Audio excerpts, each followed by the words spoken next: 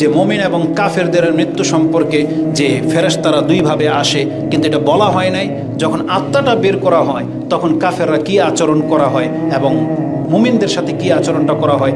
সংক্ষিপ্তভাবে 1 মিনিট লাগবে, শুধু এটা আপনার কাছে বলে দিই। কোরআনে আল্লাহ সুবহানাহু ওয়া তাআলা সূরা আনফাল 8 নম্বর সূরার 50 নম্বর আয়াতে বলেছেন, আযাবের ফেরেশতা রহমতের ফেরেশতা এসে মুমিনদের সাথে কাফেরদের সাথে কি করে।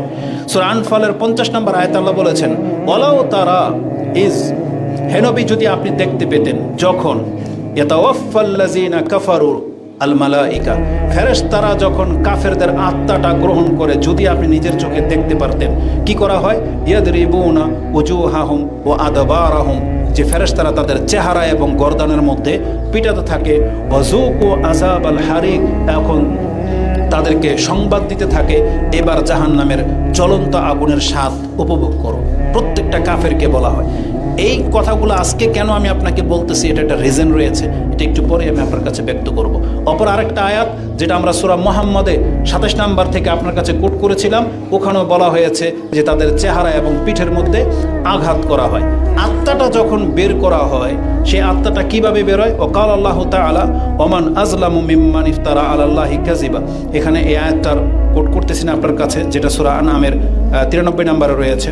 রাসূলুল্লাহ সাল্লাল্লাহু আলাইহি ওয়াসাল্লাম বলেছেন, ফায়াকুলু আইয়াতুহান নাফসুল খাবিস উখরুজি ইলা সাখাতিম মিনাল্লাহি ওয়া গাদাবিন কালা ফাতুফাররাকু ফি জাসাদিহি, যখন ওই পাপীর আত্মাটাকে বলা হয়, ইয়া আইয়াতুহান নাফসুল খাবিস কানাত ফিল জাসাদিল খাবিস উখরুজি, হেই মন্দ আত্মা, মন্দ দেহের মধ্যে তুমি রয়েছো, বের হয়ে আসো, তখন সে বের হতে চায় না, দেহের মধ্যে ছুটাছুটি করতে থাকে। কোরআনে একটা আয়াতের মধ্যে আল্লাহ বলেছেন যে ফেরেশতারা তখন ওর এই মুখ বা মাথার এখান থেকে পুরা হাত ওর শরীরের মধ্যে ঢুকিয়ে দেয়।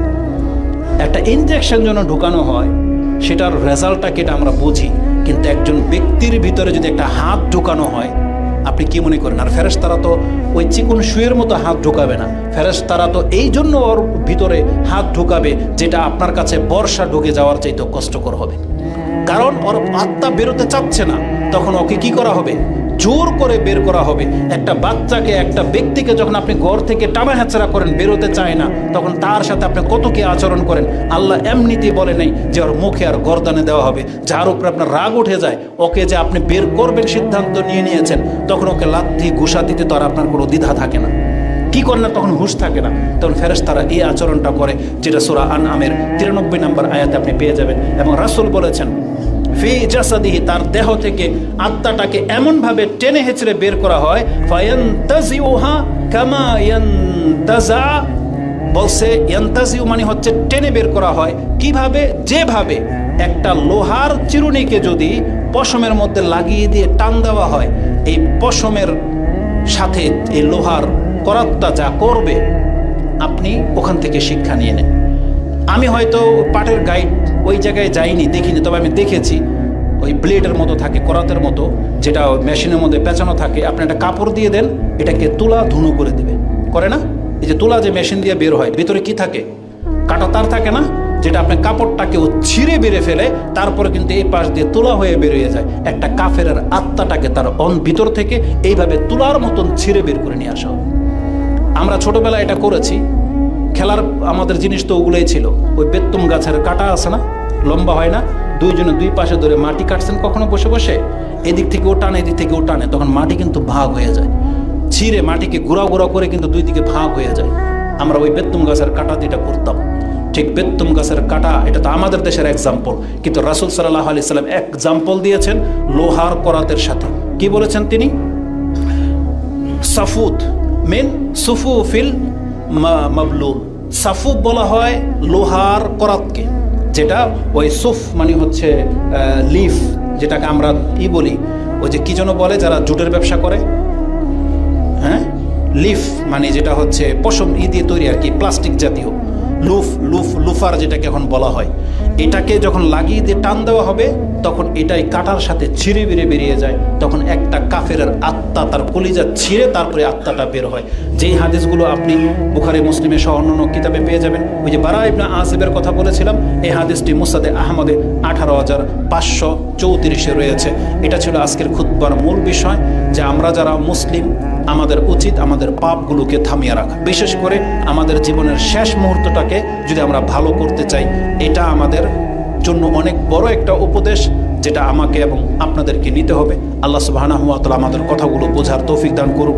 আকুলু লিকাউলি হাযা আস্তাগফিরুল্লাহ লি ওয়া লাকুম ওয়া লিসাইরিল মুসলিমিন ফাস্তাগফিরু ইন্নাহু হুয়াল গফুরুর রহিম। মুমিন এবং ভালো আর কাফেরদের আত্মাকে যখন গ্রহণ করা হয় তাদের সাথে কি আচরণটা করা হয়, এই মর্মে শুধু একটা হাদিস থেকে দুইটা টুকরা আমি আপনার কাছে শোনাবো। সেটা হচ্ছে ইমাম নাসাই, তিনি তার জানাজার অধ্যায়ের মধ্যে 1833 পেয়ে যাবেন। এটা মক্তবা শামেলার নাম্বার। আর আপনি বাংলাদেশের যেটা অ্যাপস বাংলা করা হয়েছে, 3টা হাদিস পরে দেখবেন, 1836 থেকে পড়বেন, আপনি পেয়ে যাবেন। আবু হুরায়রা তার বর্ণনাকারী। আর এই ক্ষেত্রে সবচেয়ে প্রসিদ্ধ হাদিস যেটা বারা ইবনে আযিব, এটা মুসনাদে আহমদে এসেছে অনেক লম্বাভাবে, ওটাতে ডিটেলস আছে। ইনশাআল্লাহ কোনো একটা খুতবায় শুধু একটা হাদিস নিয়ে আলোচনা করা হবে, তাতে আত্মাটা কীভাবে বের করা হয় তার বিস্তারিত সেই হাদিসের মধ্যে আলোচনা করা হয়েছে। তো আন আবি হুরায়রা আন্না নবী সাল্লাল্লাহু আলাইহি ওয়াসাল্লাম ক্বালা ইযা হুদিরাল মুমিনু, যখন মুমিন ব্যক্তির মৃত্যু উপস্থিত হয়ে যায়, আতাতহুল মালাইকাতুর রাহমা, তার কাছে রহমতের ফেরেশতা উপস্থিত হয়ে যায়, বিহারিরাতিন বাইদা, এবং অত্যন্ত ধবধবে সাদা রেশমের কাপড় নিয়ে আসা হয়, অত্যন্ত সফট রেশমের কাপড় নিয়ে আসা হয় এই মুমিন ব্যক্তির আত্মাকে গ্রহণ করার জন্য। বাইদা ফায়াকুলুন, তখন তারা এই ব্যক্তিকে বলতে থাকে, উখরুজি রাদিয়াতান মারদিয়াতান আলাইকা রাদিয়াতান মারদিয়াতান আনকা ইলা রাউহিল্লাহ, তুমি আল্লাহর পক্ষ থেকে সুসংবাদ গ্রহণ করো এবং তুমি নিজে যেমন আল্লাহর প্রতি সন্তুষ্ট ছিলে, আল্লাহ সুবহানাহু ওয়া তাআলা আজকে তোমার উপরে সন্তুষ্ট হয়ে গেছেন, এবং তুমি আল্লাহ সুবহানাহু ওয়া তাআলার নিয়ামতের দিকে আসো, তার দয়ার দিকে আসো, ইলা রাউহিল্লাহ ওয়া রাইহানিন, এবং আল্লাহর রিজিকের দিকে আসো। এবং এখানে বলা হয়েছে তার আত্মার মধ্যে তখন ঘ্রাণ দিয়ে দেওয়া হয়, সুগন্ধি দিয়ে দেওয়া হয়, তখন অত্যন্ত ঘ্রাণের সাথে তার আত্মাটা তার দেহ থেকে বের হয়। ওয়ারাব্বি গায়রা গাদবান, এবং তাকে সুসংবাদ দেওয়া হয়, তুমি আসো পৃথিবীতে, তুমি যে ভুল ত্রুটিগুলো করেছো তুমি আজকে ভয় পেও না, আল্লাহ তোমার উপরে অসন্তুষ্ট নন, আল্লাহ তোমার উপরে অসন্তুষ্ট নন, আল্লাহ তোমার উপরে সন্তুষ্ট। এই কথা শোনার পরে সে আত্মা খুশি হয়ে যায় এবং সন্তুষ্টির সাথে তার দেহ থেকে এমনিতেই বেরিয়ে চলে আসে। আমরা তো অনেক সময় বুঝি যে কখন আত্মার কষ্ট হয়, কখন আত্মা সন্তুষ্ট থাকে। এটার একটা বাস্তব উদাহরণ দানের ক্ষেত্রে নিয়ে নেন। আমরা যারা টাকা খরচ করি, কিছু জায়গা আছে সন্তুষ্টির সাথে করি আর কিছু জায়গা আছে অসন্তুষ্টির সাথে করে। সন্তুষ্টির সাথে কিছু তখন 1000 টাকা নোট দিয়ে দিচ্ছেন, আবার অসন্তুষ্ট যখন হন তখন 10 টাকা দিতে কলিজা ছিঁড়ে যায়, হয় কিনা এরকম? চেহারার মধ্যে সেটা প্রতিফলিত হয়। তাহলে টাকা খরচ করার ক্ষেত্রে যখন সন্তুষ্টি অসন্তুষ্টির প্রক্রিয়াটা কি সেটা বুঝতে পারেন, ঠিক মৃত্যুর সময় যখন আপনার আত্মাটা দিয়ে দিবেন তখন সেটা সন্তুষ্টির সাথে আর অসন্তুষ্টির সাথে হলে কেমন হবে এটা তো ওই ব্যক্তি বুঝতে পারে, যেটা আমি হয়তো ব্যক্ত করতে পারবো না, এটা আমি আর আপনি কেউ ব্যক্ত করতে পারবো না। এটা জাস্ট একটা অনুভূতি, অনুভব করে নিতে হবে যে আল্লাহ সুবহানাহু ওয়া তাআলা যখন একজন মুমিন বান্দাকে এই সুসংবাদ দিয়ে ফেরেশতা পাঠাবেন যে তাকে সালাম বলবে, তাকে জান্নাতের সুসংবাদ দেবে আর বলবে আল্লাহ তোমার উপরে অসন্তুষ্ট না, তখন তার আত্মাটা কি অবস্থাটা হবে এটা আপনি বুঝতে পারেন। এই জন্য রাসূলুল্লাহ সাল্লাল্লাহু আলাইহি ওয়াসাল্লাম বলেছেন, যেই ব্যক্তি আল্লাহর সাথে সাক্ষাৎ কামনা করে আল্লাহ তার সাথে সাক্ষাৎ কামনা করে, আর যে ব্যক্তি আল্লাহর সাথে সাক্ষাৎ কামনাটাকে অপছন্দ করে আল্লাহ তার সাথে সাক্ষাৎ করাটা অপছন্দ করে। এটাই হলো মুমিন আর কাফেরের পার্থক্য। আজকে মুসলিমকে এমন হতে হবে যে আমি আমার রবের সাথে সাক্ষাৎ করতে রাজি, এটা আমি চাই, তাহলে আপনাকে ওই অনুযায়ী কাজ করতে হবে। আর যারা আল্লাহ সুবহানাহু ওয়া তাআলার সাথে সাক্ষাৎ করাটাকে অপছন্দ করেন তারাই দেখবেন যারা কর্ম করেন না, তারাই যারা কর্ম করেন না, যারা আল্লাহ সুবহানাহু ওয়া তাআলার রাজি খুশির কোনো কদর করেন না, আপনি একটা সময় আসতে যাবে তখন আপনি মরতে চাইবেন না, কারণ আপনি জানেন যদি আমি এখন মরে যাই তাহলে আমার অবস্থাটা খুব খারাপ করে দেওয়া হবে।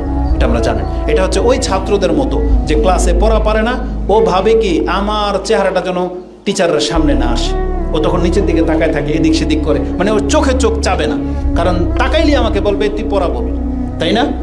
এটা হচ্ছে আমাদের চরিত্র।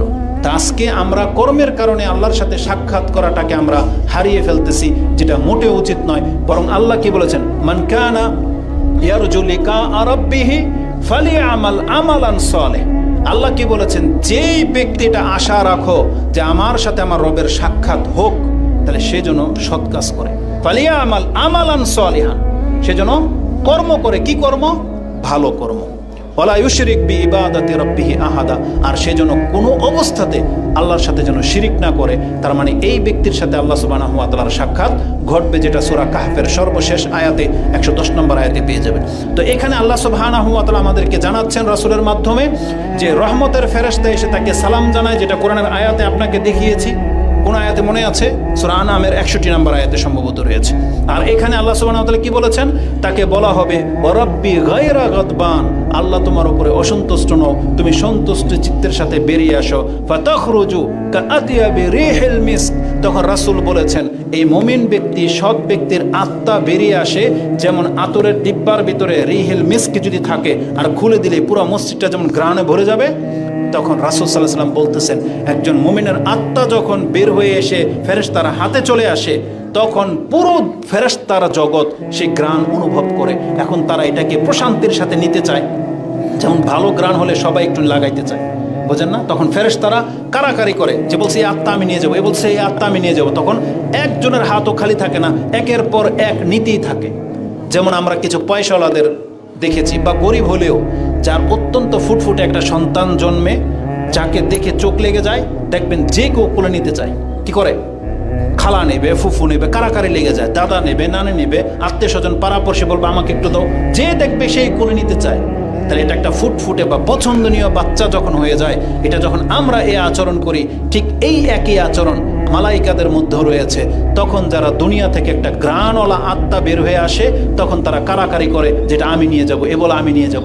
এইভাবে করতে করতে প্রথম আকাশ পর্যন্ত চলে যায়, এবং প্রথম আকাশে গিয়ে যখন বলা হয় যে দরজা খোলা হোক, এটা অমুক ব্যক্তির আত্মা, তখন বলে মারহাবান ইয়া আইয়াতুহান নাফসুত তাইয়্যিব কানাত ফিল জাসাদিত তাইয়্যিব, হায় উত্তম আত্মা, তুমি একটা উত্তম দেহ থেকে বের হয়ে আসছো, আসো তোমার জন্য ওয়েলকাম। মারহাবান বলা হয়, ওয়েলকাম, আসো, তোমার জন্য আমাদের দরজা প্রশস্ত। তাকে নিয়ে নেওয়া হয়, যেটা হাদিসের ডিটেলসের মধ্যে আপনি পেয়ে যাবেন, যে রাসূল বলেছেন ফাতাখরুজু কাআতিয়াবি রিহিল মিস্ক। রিহিল মিস্ক মানে যেটা আমরা কখনো দেখি নাই, হয়তো এত দামি আতরের মতো তার আত্মা থেকে ঘ্রাণ বেরোতে থাকে, যেটা ইমাম নাসাই যেমনটা বলেছে 1833 থেকে 36-এর মধ্যে আপনি পেয়ে যাবেন। অপরদিকে কাফেরদের আত্মা সম্পর্কে কি করা হয়েছে, কি বলা হয়েছে?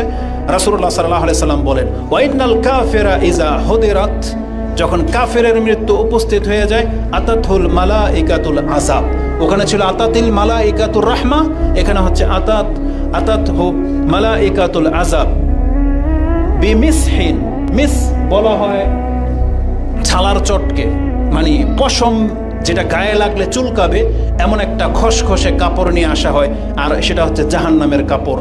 এটা অত্যন্ত কষ্টদায়ক বা বেদনাদায়ক জিনিস হবে, যেটা দিয়ে আমরা সাধারণত কালি ময়লা টয়লা পরিষ্কার করে থাকি।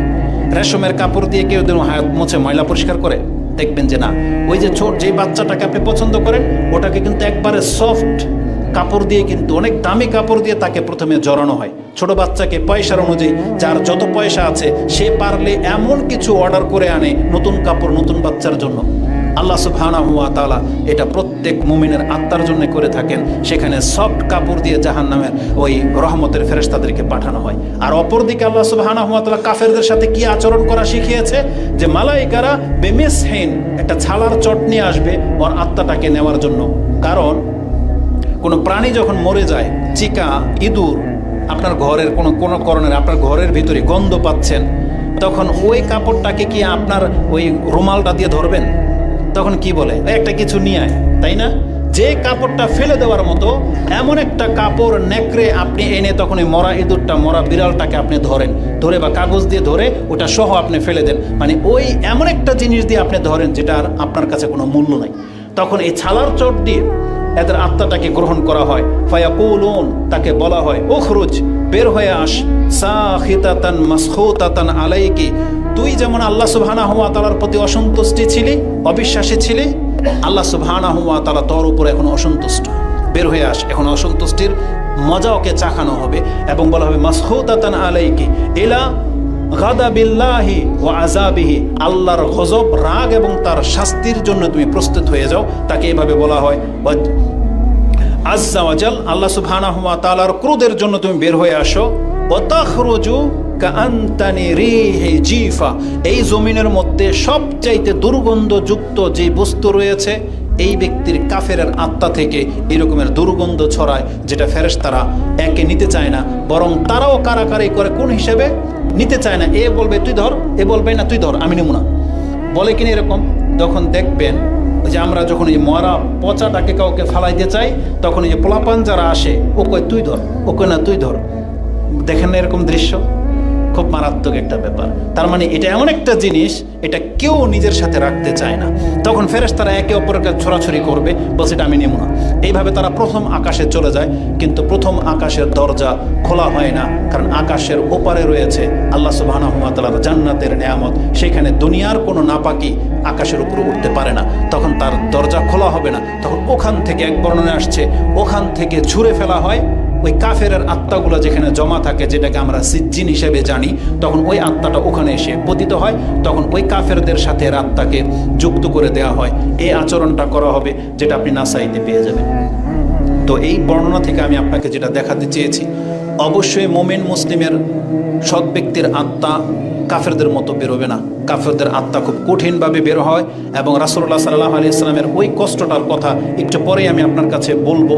এই সম্পর্কে একটা আকীদাগত ব্যাপার আছে, সেটাকে তখন অনেক সময় দেখা যাবে, আল্লাহ না করুক, আমাদের কোনো শিক্ষক, সালাফি কোনো আলেম, বা আপনার দাদা, নানা, বয়োজ্যেষ্ঠ এলাকার কোনো সৎ ব্যক্তি মরার সময় যদি আপনি তাকে কষ্ট পেয়ে মরতে দেখেন, তখন আবার এটা ভাইবেন না যে খুতবায় তো শুনেছিলাম কাফের পাপীদের মৃত্যু অনেক কষ্টে বের হয়, তার মানে এই লোকটাও মনে হয় তাহলে লুকিয়ে লুকিয়ে কোনো পাপ করতো, যার ফলে তো কষ্ট পেয়ে মরতেছে।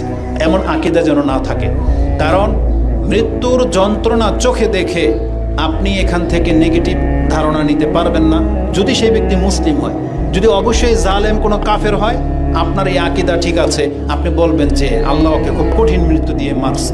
কিন্তু যদি একজন মুসলিম হয়, সে যত বড় পাপী হয়ে যাক না কেন, বা আপনি জানেন না সে পাপী নাকি, কখনো যেন আপনার অন্তরে তার সম্পর্কে খারাপ ধারণা না জন্মে।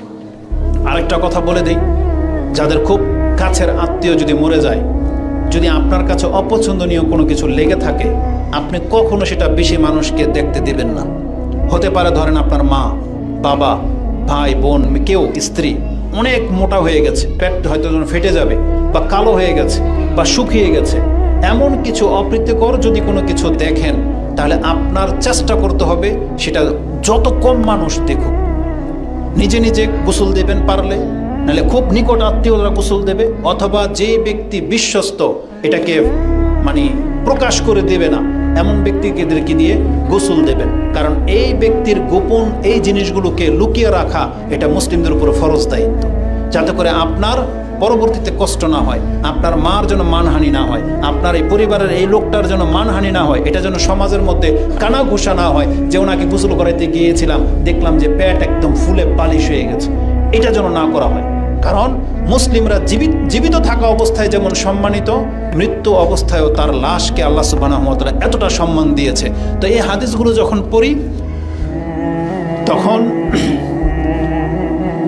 মানে আমরা যে আসলে পাপী, আল্লাহ সুবহানাহু ওয়া তাআলার শুকরিয়া আদায় করতে আপনি শেষ করতে পারবেন না।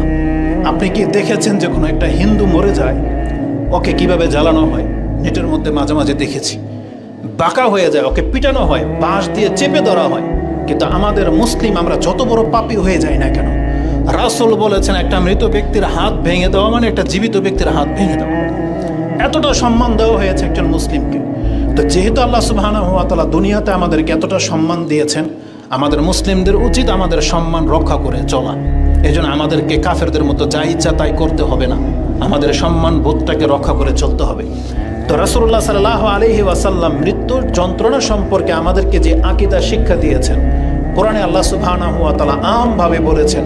যে আয়াতটি আপনি সূরা কফ 50 নম্বর সূরার 19 নম্বর আয়াতে পেয়ে যাবেন। আল্লাহ বলেছেন, ওয়াজাআত সাকরাতুল মাউতি বিল হক, নিশ্চয়ই মৃত্যুর একটা যন্ত্রণা রয়েছে, এটা চূড়ান্ত সত্য। যেই জিনিস থেকে বিল হক যালিকা মা কুনতা মিনহু তাহিদ, যে জিনিস থেকে তুমি সবসময় মুক্ত থাকতে চাইতে, যে আমাকে যেন মৃত্যুর যন্ত্রণা স্পর্শ না করুক, কিন্তু আল্লাহ বলেছেন এটা চূড়ান্ত সত্য, এটা প্রত্যেকটা ব্যক্তিকে স্পর্শ করতেই হবে। এটা একটা মৃত্যু মানে আকীদাগত দিক। আমি আপনাকে যে জিনিসটা দেখাবো এটা কিভাবে আকীদাগত দিক হলো, আয়েশা রাদিয়াল্লাহু তাআলা আনহার থিংকিং মানে তার চিন্তা থেকে সেটা আমরা জেনেছি।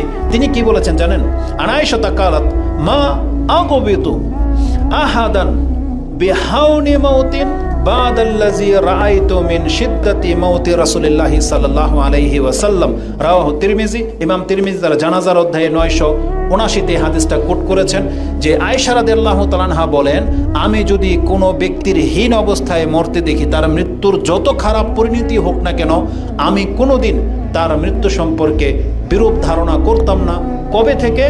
রাসূল ইসলামের মৃত্যু দেখে নেওয়ার পর থেকে। কারণ আয়েশা রাদিয়াল্লাহু তাআলা আনহা তিনি বুঝতে পেরেছিলেন মৃত্যুর যন্ত্রণাটা কত বেশি। কারণ আয়েশা রাদিয়াল্লাহু তাআলা আনহার কোলে রাসূল ইসলামের মাথাটা তখন ছিল। তিনি বলছেন বাইনা জাকিনাতি ও হাকিনাতি, বুক এবং ওই থুতনির মাঝখানে রাসূল ইসলামকে এইভাবে তিনি আগলে ধরেছিলেন। আর তখন তার আত্মাটা যখন বেরিয়ে যাচ্ছে, রাসূল বলেছেন লা ইলাহা ইল্লাল্লাহ ইন্না লিল মাউতি সাকারাত, নিশ্চয়ই মৃত্যুর একটা যন্ত্রণা রয়েছে, এটা সত্য। রাসূল ইসলাম নিজে কোনোদিন যত কষ্টে থাকতেন তিনি কিন্তু হায় হতাশ করতেন না। তিনি জ্বরে ভুগতেছেন, আব্দুল্লাহ ইবনে মাসউদ ঢুকেছে, তা বলতেছে ইয়া রাসূল ইন্নাকা ওয়াকান শাদীদান, আপনি মনে হয় খুব কঠিন মানে যন্ত্রণাতে আছেন। রাসূল ইসলাম বলেছেন তোমাদের দুইজন ব্যক্তির জ্বরকে যদি প্লাস করা হয়, যত হবে আমার একা ততটা জ্বর হচ্ছে এবং অতটা কষ্ট হচ্ছে।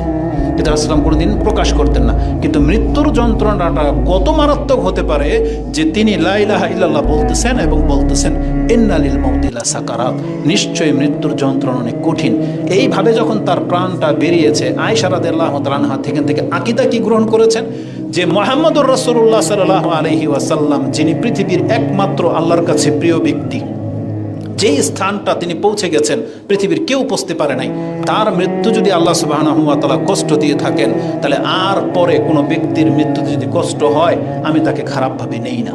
কারণ এটা আল্লাহর হিকমা, আল্লাহই ভালো জানে কেন তাকে কষ্ট দিলেন, কেন তাকে এইভাবে নিয়ে গেলেন। তবে মৃত্যুর হাকিকত সম্পর্কে বলা হয়েছে, যদি কোনো সৎ ব্যক্তির মৃত্যুতে কষ্ট হয়, তার মানে আপনাকে পৃথিবীবাসীকে আল্লাহ এই মেসেজ দিতে চেয়েছেন যে এর দ্বারা যে ভুল ত্রুটিগুলো হয়েছে, আমি আল্লাহ এই মৃত্যুর মাধ্যমে তার এতটুকু ভুল ত্রুটি পর্যন্ত ক্ষমা করে তাকে নিষ্পাপ করে আমার কাছে নিয়ে আসলাম। আর যদি তার কোনো পাপ না থাকে, তাহলে তার যে মর্যাদা আমরা জানতাম, এই এতটুকু কষ্টের কারণে আল্লাহ চেয়েছেন যে ওর মর্যাদা আরেকটু বেড়ে যাক। তখন আল্লাহ সুবহানাহু ওয়া তাআলা এতটুকু কষ্ট দিয়ে তার মর্যাদাকে আরেক ধাপ বাড়িয়ে দিয়ে তারপর আল্লাহর কাছে নিয়ে যান। যেমন রাসূলুল্লাহ সাল্লাল্লাহু আলাইহি ওয়াসাল্লাম তার কর্ম করে যতটুকু মর্যাদায় পৌঁছেছেন, আল্লাহ অতিরিক্ত আরেকটু মর্যাদা তার মৃত্যুর কষ্টের মাধ্যমে রেখে দিয়ে তাকে আরেক ধাপ উপরে উঠিয়ে দিয়েছেন। এবং এটা আমাদের মুসলিমদের জন্য এটা আল্লাহর হিকমা যে আমরা আমাদের নবীর মৃত্যুতে যখন জানবো যে এভাবে হয়েছে, অতএব আমরা কোনো সৎ ব্যক্তির মৃত্যু দেখলে যেন নেগেটিভ না নেই, এটাকে আমাদেরকে আকীদাগত বিষয় বানানো হয়েছে। যে হাদিসগুলো আপনি বুখারী এবং মুসলিমে পেয়ে যাবেন। বুখারীতে 6510 নম্বরে রয়েছে যে লা ইলাহা ইল্লাল্লাহ ইন্না লিল মাউতি সাকারাত, এটা বুখারীর 6510 এবং 4449 পেয়ে যাবেন।